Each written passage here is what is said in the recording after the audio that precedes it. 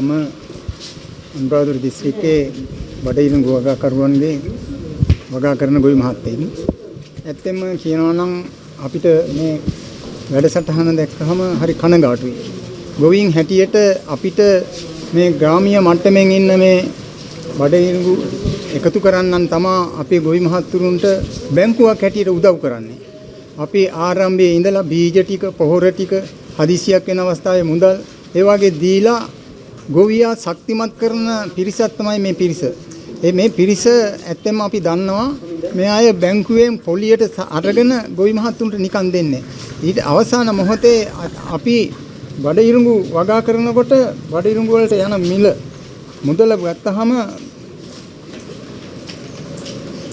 බඩිරංගු අක්කරයක් සඳහා වගා කරන්න යනවා රුපියල් 1,89,000 අක්කරයකට. මේ අපේ ශ්‍රමය හැර. එතකොට මේ මංගව තියනවා යන සම්පූර්ණ වියදම. එතකොට අපිට මේන් ආර්ථික පැත්තෙන් සම්පූර්ණම උදව් කරන්න මේ ගමේ අය. මේ අය ඊට පස්සේදී අපිට අපේ නිෂ්පාදන ටිකත් හොඳ මිලකට අපිට උදව් කරපු අපිට උදව් කරපු මේ ගමේ මේ බඩිරංගු එකතු කරන්නම් අමාරු වෙట్లా. එතකොට අපේ යුතුයකමක් තමයි මේ අය ආරක්ෂා කරන්න අපි පෙළ ගැස්වීම. අපි ගරු ඇමතිතුමාගෙන් ගරු ජනාධිපතිතුමාත් මේ අපේ අනුරාධපුරේ අය ඉතින් එයාලා දන්නවා මේ බඩිරංගු වගාව කරන අපි කොයිතරම් දුකක් විඳිනවද.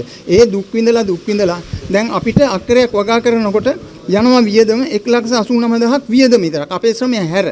එතකොට අපි සාමාන්‍ය ආදායම අක්කරයකට කිලෝ 2,000ක් ගත්තොත් අපිට ලැබෙන්නේ මේ මිලට 140ට දුන්නොත්. මොකද මෙයාලා අමාරුවේ වැටිලා 140ට ගත්තොත් රුපියල් 3,80,000යි. එතකොට අපිට ලැබෙන්නේ රුපියල් 90,000ක් තමයි අක්කරයකින් අවුරුද්දකට මාස් කන්නේ අපි වගා කරනකොට මේක වෙනස් වෙනවා යල් කන්නේ අපි වගා කරනකොට ජල සම්පාදනයත් එක්ක. මීටත් වැඩිය මුදලක් වෙනවා. එතකොට අපි හොඳ මිලකට දෙයි ගන්න බැරි වුණොත් අපි කොතනද ඉන්නේ? අපි වී වගාව හැර ඊළඟට අනුරාධපුර දිස්ත්‍රික්කයේ මොණරාගල දිස්ත්‍රික්කයේ වැඩිම බදුල්ල දිස්ත්‍රික්කයේ අපි වගා කරන්නේ බඩිරංගු. ඉතින් බඩිරංගු වගාව ආරක්ෂා කරන්න මේ අයවත් ඉන්න නිසා තමයි අපි වගා කරන්නේ. නැත්නම් අපි බැංකු ගානේ ගිහිල්ලා මේවා කරලා අපිට දුක් විඳින්න බෑ. අපිට බැංකුවල ලම් වෙන්නත් බෑ. මේක ඉස්සර වෙලා අපි ණය වෙලා අපි ණය දෙන්නේ නැහැ. ඉතින් ඒ වගේ අවස්ථාවක අපේ යුතුයකම තමයි මේ අය ආරක්ෂා කරන්න. ගරු ඇමතිතුමාගෙන් අපි ඉල්ලීමක් කරනවා මේ මුදලට අපි කියන්නේ 165ට 70ටවත් ගත්තොත් මොකද අපි දකිනවා මෙයාලා අපිත් එක්ක ඉන්නවා අපේ කමත මුර හේනට ගිහිල්ලා බඩිරංගුගෙන් ලොකු වියදමක් දරලා තමයි එකතු කරන්නේ. ඒක අපි දකිනවා. මේක අනික් අයත් දකින්න ඕන. මොකද වීදුරු කාමරවල ඉඳලා තීන්දුව తీරන